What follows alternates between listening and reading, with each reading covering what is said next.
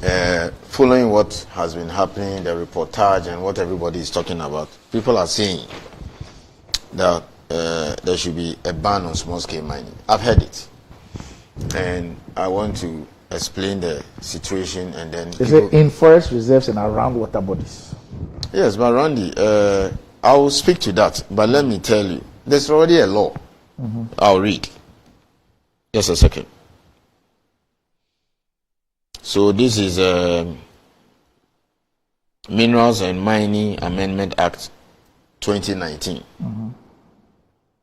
Date of accent 19th August 2019. And then it amended section 81 of Act 703. Act 703 is a mining law.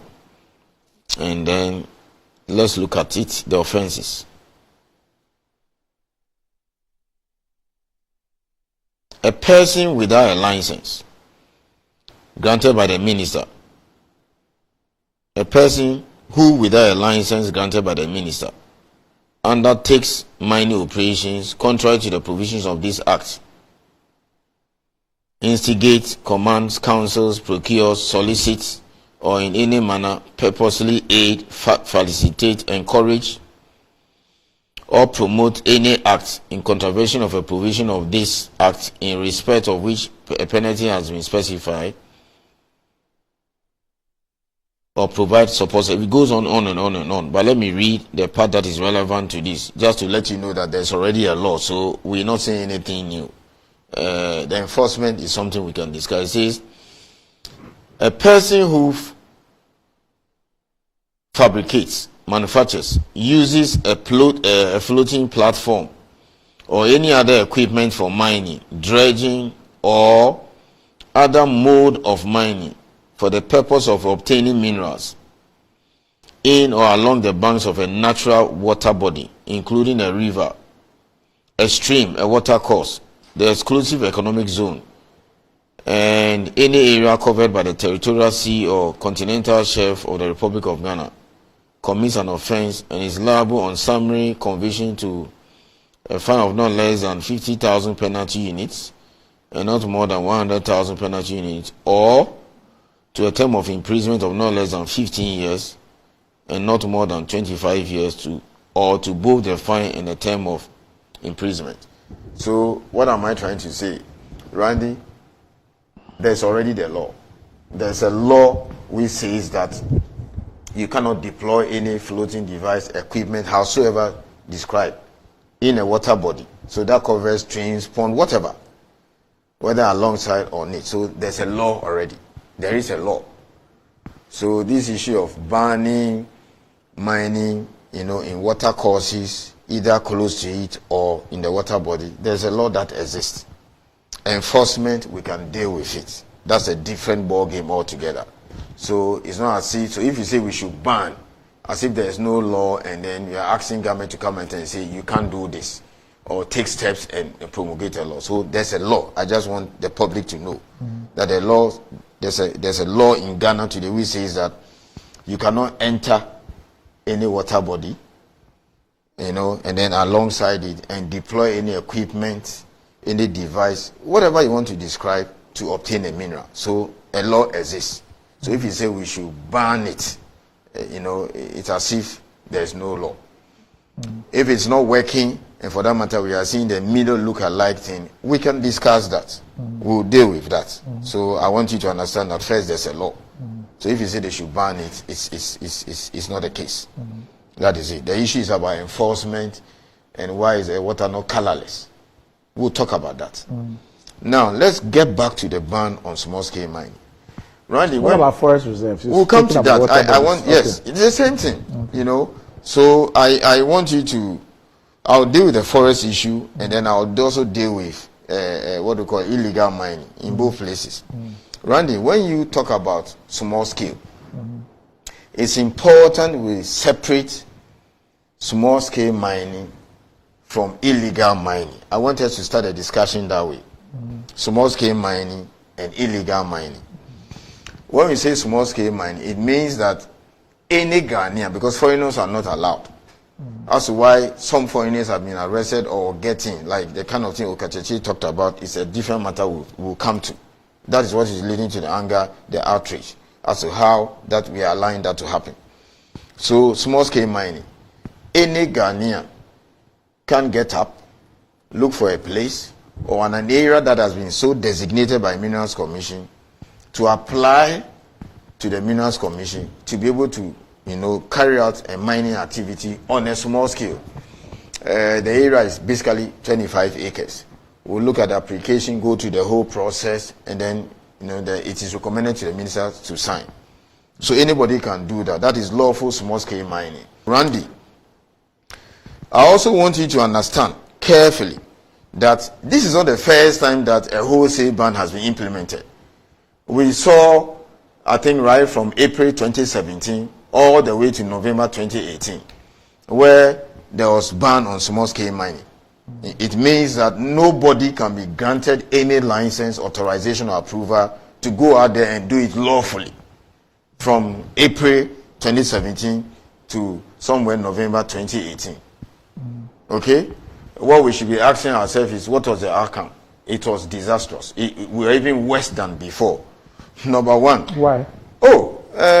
People have invested money, so people lost millions of dollars. People's businesses were destroyed. And others went and even engaged in illegal mining. Yes. People went and engaged in illegal mining because they needed to pay their bankers and pay people for the equipment and the money that they took, stopping them lawfully. And people became destitute. A lot of people are still yet to recover from that kind of thing. So we've been there before. That's number one. Number two, in 2018, about $2.1 billion worth of gold came from small scale. And that was 48%. So it means that but for the ban, even small scale production in 2018 will have eclipsed large scale. And that gave us 48% of our production because the gold was still leaving the system. And it will interest you to know that that was the year that Ghana overtook South Africa as the biggest producer of gold in Africa and number 6 in the world. So I will have a problem because, and then I think the other day I made this statement, and then I think Joy FM took it out of context. I said that in my response to that if I have 4 sisters and one is an escort, or if you like a prostitute, let's use that word, I don't think it should be a reason for the other 3 not to be married. So I'm saying that people have gone into the prayer, people have gone into the Cobra to go and do this thing, which is not allowed. We should not, on the back of that, the anger, which I understand very well, say that others who are doing it lawfully and they've also spent a lot of money should also not do it. That's my position. I have had several discussions with my minister when the issue came up again. He called me and said, look, Martin, have you gone through all these releases and statements that are being raised all over? I said, yes. What is your take on small-scale mining? What I'm telling you is the same thing that I told him.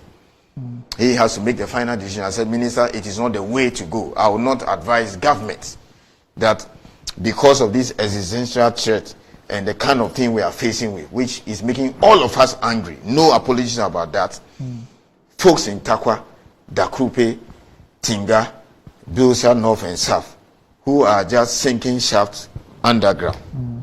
They should rather be assisted to do it properly. So if the likes of you and others didn't know that there are several thousands of Ghanaians who have permits and they are working lawfully underground, I'm saying it on national television today or Metro today, that several thousands, RMG are organized a special tour for everybody. 5,000 people are working underground. They have all the permits. We've not heard of any accident. Why? Because the inspectors visit them when they were sinking the shaft and doing all those things and following all the protocols and respecting all the rules.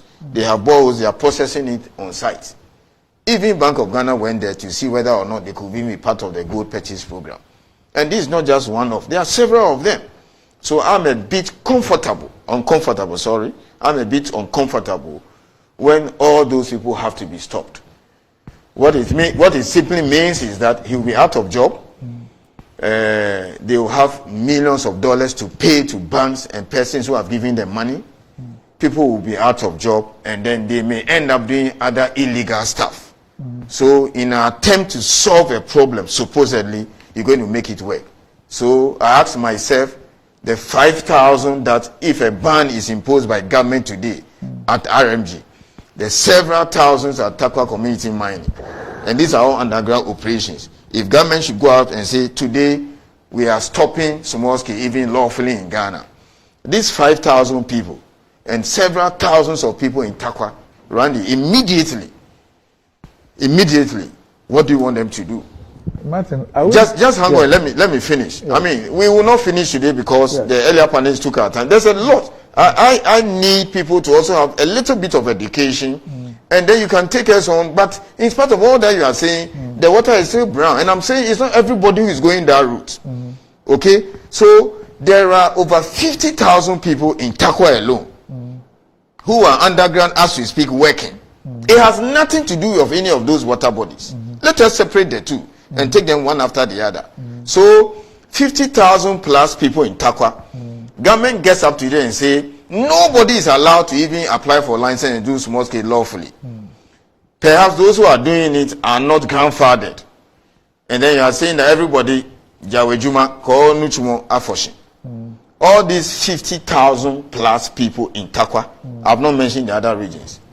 What do you want them to do? To start farming immediately? Do we harvest crops in a day? Okay, you find some of them going to crime. You find some of them going to do the very galamsey that is annoying all of us. So we should be very careful. For me, I think let's get education first on the state of play, the nature of the activity. And then we'll now ask, why is it that all these years the water is still looking like Milo? You know, Prior and Nakobe and Co have not cleared. Why are we having this Cape Coast, water problem? So that's the first education I want people to know. And I want to believe again and repeat. I'm repeating myself strongly. If people didn't know that there are several thousands working underground, properly licensed, okay? And then some are also doing it illegally, like this Upper East one that have just been brought to my attention. And for that matter, if you say stop lawful small scale mining altogether, you're going to throw several thousands out of job. Because I'm asking myself, Takwa community mining, RMG site, between the two, there are over 10,000.